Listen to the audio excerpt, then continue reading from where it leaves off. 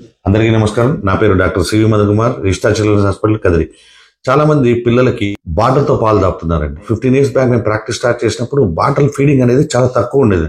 ఇప్పుడు ప్రతి ఒక్కరూ అదొక అలవాటు అయిపోయిందండి. మామూలు మీరు చెప్పిన పద్ధతిలో పాలు తాపాలంటే చాలా కష్టం సార్, కడుపు నిండదు, పాలు తాపితే పక్కన పోతున్నాయని రకరకాల కారణాలు చెప్తున్నా కానీ బాటిల్ వల్ల కలిగే నష్టాలు ఏంటనే మీరు ఆలోచించాల, పిల్లల భవిష్యత్తు గురించి ఆలోచించాలి. నిజంగా ఈ వీడియో చూసిన తర్వాత ఎవరైనా కానీ బాటిల్తో పాలు తాపాలంటే ఖచ్చితంగా ఆలోచిస్తారండి. దానివల్ల కలిగే సైడ్ ఎఫెక్ట్స్ ఏంటి, అసలు బిడ్డ యొక్క పెరుగుదల మీద ప్రభావం ఎలా చూపిస్తుంది అనేది ఈ వీడియోలో మనం తెలుసుకుందాం.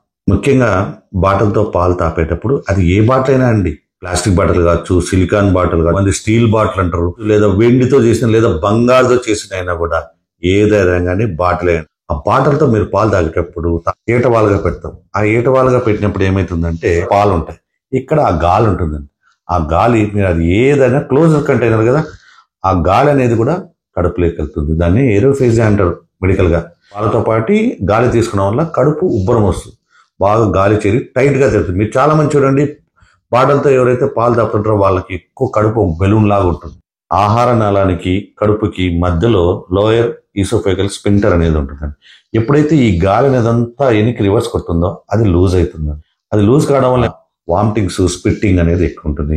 అలాగే గ్యాస్ ఎక్కువగా ఫామ్ అవుతుంది. దాంతోపాటు కోలిక్, కడుపు నొప్పి విపరీతంగా వస్తుంది బేబీకి. రెండోది అతి ముఖ్యమైనది అండి, ఇన్ఫెక్షన్స్. మనం అనుకుంటాము బాటిల్ను మనం తీసుకున్నాం కదా, బాటిల్ను బాగా క్లీన్ చేస్తున్నాం కదా, క్లీన్ చేస్తున్నారండి, కానీ స్టెరిలైజ్ చేయట్లేదు. ఏదో చిన్న సోపో లేదా వాష్ తీసుకొని క్లీన్ చేయడం కాదండి, స్టెరిలైజ్ చేయాలండి. దానికి ఒక సపరేట్ ప్రాసెస్ ఉందండి. నేను నెక్స్ట్ వీడియోలో మీకు దాని గురించి తెలియజేస్తాను. చాలా మంది బాటిల్ ఫీడింగ్ తీసుకున్న పిల్లల్లో మిగతా నార్మల్ మదర్ మిల్క్ తీసుకున్న పిల్లలతో పోలిస్తే ఎక్కువగా ఇన్ఫెక్షన్స్, లూజ్ మోషన్స్ అండి, అంటే డయేరియా ఎక్కువ రావడం, దాంతోపాటు న్యూమోనియాలు రావడము. తల్లిపాలతో తాపే పిల్లలతో పోలిస్తే బాటిల్ ఫీడింగ్ పిల్లల్లో ఎక్కువగా అలర్జీ రావడం, ఊబకాయ వస్తుందండి. పాలబుడ్డితో పాలు తాపేవాళ్ళు, ముఖ్యంగా రాత్రిపూట తాపే వాళ్ళు ఎక్కువగా మాలా పొల్యూషన్, పళ్ళు పుచ్చుకోవడం, టూత్ డికే, ఇవన్నీ వస్తాయి. నాలుగోదండి, ఈ బాటిల్తో పాలు తాపేవాళ్ళు, ముఖ్యంగా ప్లాస్టిక్ తో తాపే వాళ్ళలో ఎక్కువగా దీంట్లో ఈ ప్లాస్టిక్ ఏమిటంటే బీపీ అనేది ఉంటుందండి. చాలా ప్రమాదకరము, కార్సినోజెనిక్ అంటే క్యాన్సర్ కారకము. అలాగే ఇది బిడ్డ యొక్క హార్మోన్స్ మీద ప్రభావం చూపి బిడ్డ యొక్క గ్రోత్ ని ఎఫెక్ట్ చేస్తుందండి. ఐదోదండి, ఈ బాటిల్ తాగే పిల్లలు ఇది ఒక అలవాటు లాగా మారిపోతుందండి. కొద్దిగా ఏజ్ వచ్చిన తర్వాత 1 or 2 years అయిపోయిన తర్వాత బేబీ ఏం చేస్తుంటే ఉత్త పాలే తాగుతూ ఉంటుందండి. సాలిడ్స్ కానీ ఏది కానీ తినడము అలవాటు రాదు, అసలు పాలు తాగేసి గమ్మని ఉంటుంది. దానివల్ల విటమిన్స్ మరియు మైక్రో న్యూట్రియంట్స్ యొక్క డెఫిషియన్సీ వచ్చి బేబీ చూడడానికి బాగుంటాడు, లోపల ఏముండదండి.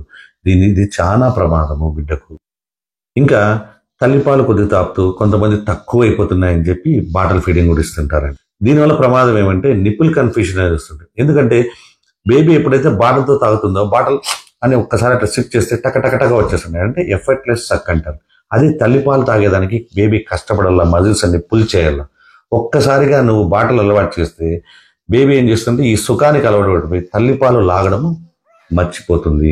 నిప్పుల్ కన్ఫ్యూజన్ వల్ల పాలు, తల్లిపాలు తాపడం తగ్గించేస్తుంది, ఈ పాలకు అలవాటు పడుతుంది. దానివల్ల తల్లి కూడా పాలు తగ్గిపోతాయి. కాబట్టి ఎటువంటి పరిస్థితుల్లో తల్లి పాలు మాత్రమే ఇవ్వండి. ఈ రోజు నుండి అయినా బిడ్డకు బాటిల్తో పాలు ఇవ్వడం మానేయండి. మీరు లావు ఒక్కటే చూస్తున్నారు, నిజంగా మీ బిడ్డకు ఆరోగ్యం గురించి ఆలోచించే వాళ్ళైతే ఖచ్చితంగా బాటిల్ ఫీడింగ్ ఆపేయండి.